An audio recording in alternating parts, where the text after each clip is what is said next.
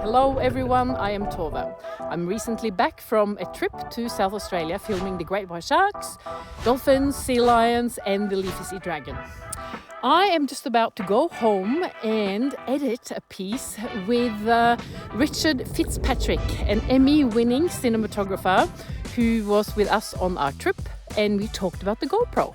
Because even though we were quite a few people with expensive cameras, we ended up using the GoPro for quite a few of our underwater adventures. And so, with no further ado, here is the chat between Richard and me and the GoPro.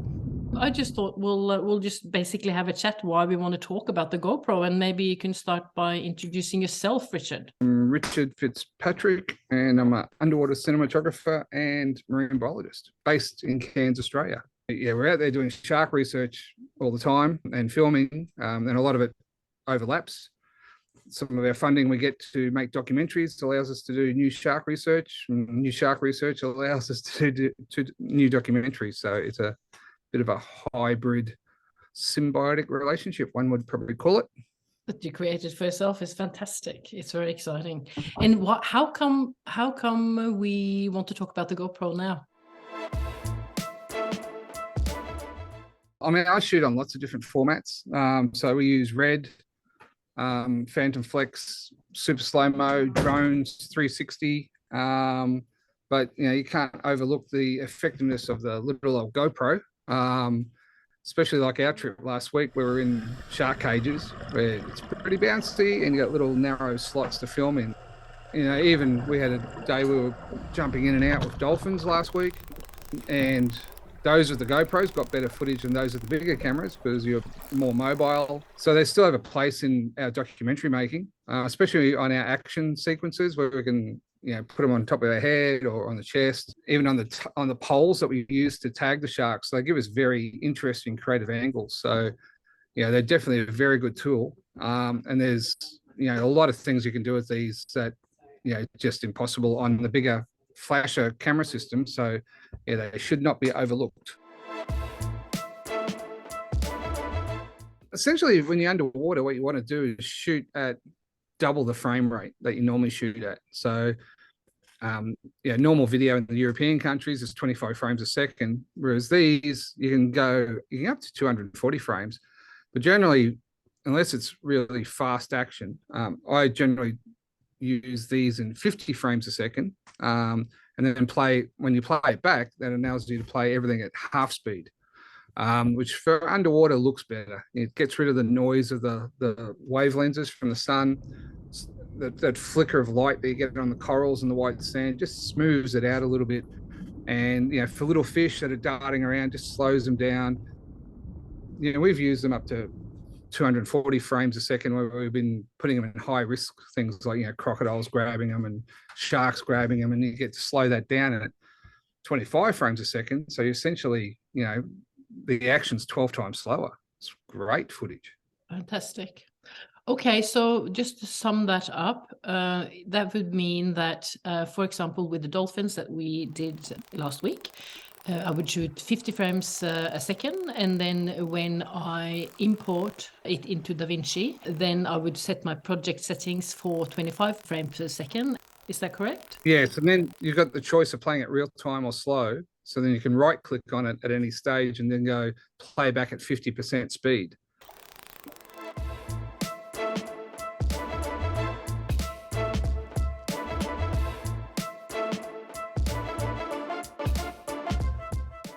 Yeah, one of the problems we have here in Australia is our bright sun. Yep. So when you're shooting GoPro in the middle of the day, even 50 frames a second, when you're playing it back, it's has a high level of shutter on the image, and people call it the GoPro look, because these things have a fixed aperture of, I think, 2.8 from memory. So the aperture doesn't change in the camera. The only way it changes exposure is by altering shutter speed and ISO, the digital amplification. Ideally, in a real world, if you're filming on a DSLR camera or something a bit bigger, if you're shooting at 50 frames a second, your shutter speed should be 100 hundredth of a second. So the rule of thumb is your shutter is always double your frame rate. So if you're shooting 100 frames a second, you should have 200ths of a shutter.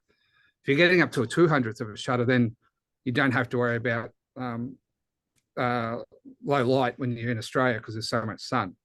But when we're shooting this stuff at normally 50 frames a second in shallow water or right on the surface with shark tagging and all that kind of stuff, is we remove the cover, and then basically you can buy these neutral density filter sets.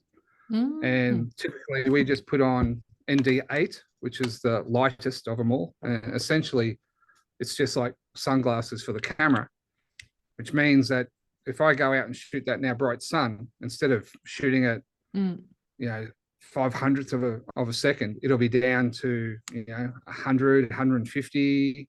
And it just takes that sharpness out of the image and makes it look more cinematic.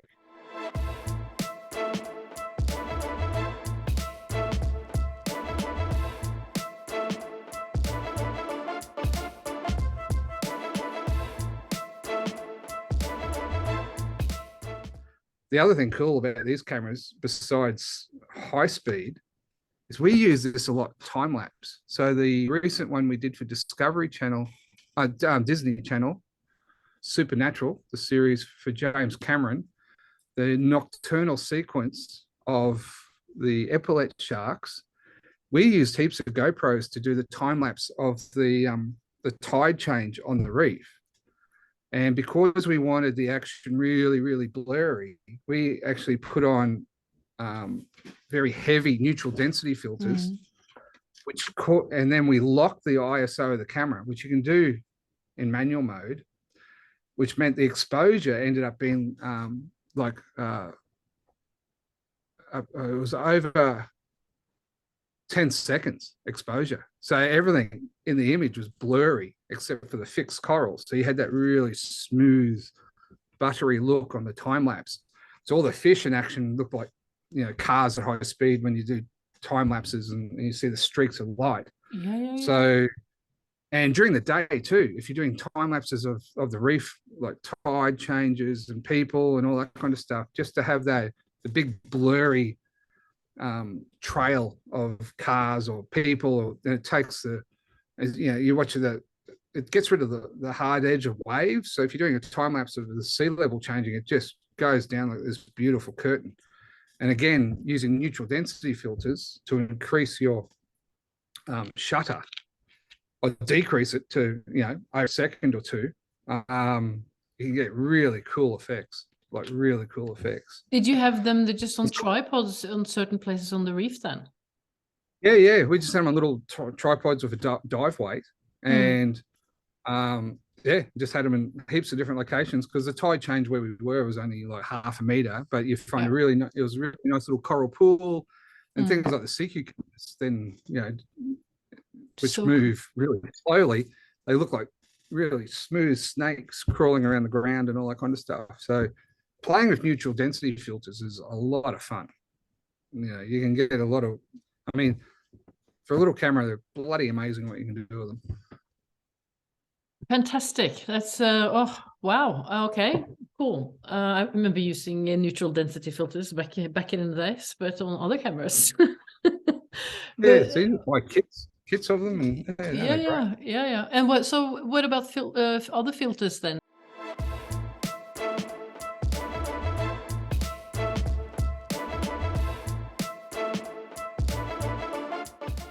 One thing you can do with these cameras, you can just shoot it straight out with what they call it GoPro color, which is awesome for 99% of it. Or you can shoot raw. And if you shoot raw, which is what I tend to do, but that means the footage, I have to put it in DaVinci and I have to do color grading on it. Because when I use these, I'm not using them for fun, we're using them for documentary making. So we're trying to do the best image quality possible.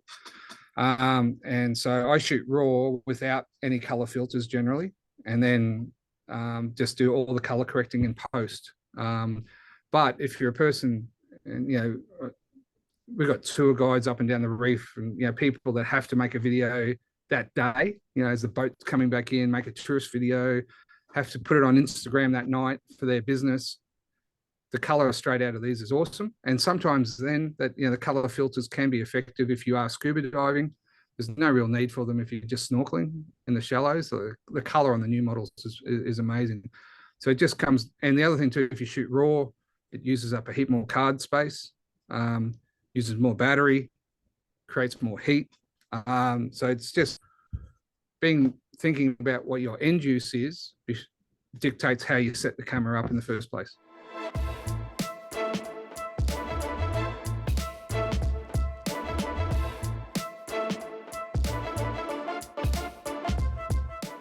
I mean, if you're a semi-pro and you're a photographer, and stuff like that, they're small. And what I often do, because I've got my big camera, I'll have the GoPro on, little tripod sitting on my big rig, and I'll be swimming around and think, that over there would be an interesting time lapse. I'm just going to go and put the camera there, put it on time lapse and continue my dive, and I'll come back and pick it up at the end. And, you come back and it may have worked, it may not have worked, but, it's a thing that you can, have in your BC pocket or whatever and use it to do something else whilst you're filming. A lot of people now in the docos, we have to have these on top of our big cameras filming, for behind the scenes, making of and all that kind of stuff. Yeah. So yeah, no, they're great. Fantastic. And but what is can I ask, when you put it in the housing, and if you were going to like put it somewhere underwater and do the time lapse thing like you just mentioned, what kind of a little tripod do you use for the GoPro? Do you have it there around somewhere you can show us? No, I don't. But the one I have, it's like like those gorilla pods. It's made of suits of balls. Yeah. But there's ones that are metal, so they're negatively buoyant. I haven't seen and then them. you can wrap them around something. Yeah. Okay. And then so they're great, the metal heavy ones. So then with the Gorilla Grip, I wrap that around the arms of my lights on my big camera. So it's just there and I can just pull it off and put it somewhere if I want to get it. But we've done a lot of documentaries where these have been put in different parts of the reef just to get intimate behaviour than when we're not there. Like put these in front of a hole where an octopus is, and then you leave, and then the octopus comes out, does its normal behaviour. Yeah, cool. So cool. On the manta feeding bommies, all those cool things you can do, which the animals do cool stuff when we're not there. So they're good.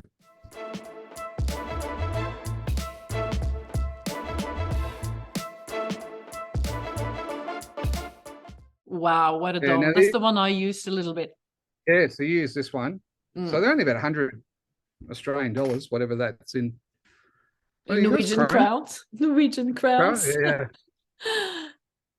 Because it's a dome port, it means you get almost 20% wider view underwater. Yeah. Which means you can get 20% closer to reduce the amount of water between you and the subject. So that's better for color and all that kind of stuff. And you can put lights off them as well if you want to go underwater. But we use this a lot for split shots, particularly filming our science in action when we're tagging sharks, and having a dome, that surface area compared to a small surface area like that means the water is further away from the lens, so it's better for split shots, half in, half outs. They're just great. So even scuba diving, if I'll give this to my camera assistants to film me filming if I need behind the scenes vision. But it's just amazing. Yeah. And cheap. And just again, and then inside that, you can still change your neutral density filter, put that darker one on and put that inside. It all fits. So, we've got amazing footage of the tiger sharks coming right up and literally trying to bite it. It's got a few scratches in it. It's only acrylic, and you can replace the domes too when the sharks rip them up too much. So, yeah. Oh, it's great. Okay, so should we move on to how to actually use it as an operator? Like any tips and tricks there? What not to do and what to try and do? Hello again. If you found the content valuable, appreciate you hitting the like button. And in part 2, we will talk about using the GoPro underwater, but not only the GoPro. You can be any type of diver with any type of rig, and it will be valuable to listen to what Richard has to share. So, see you there.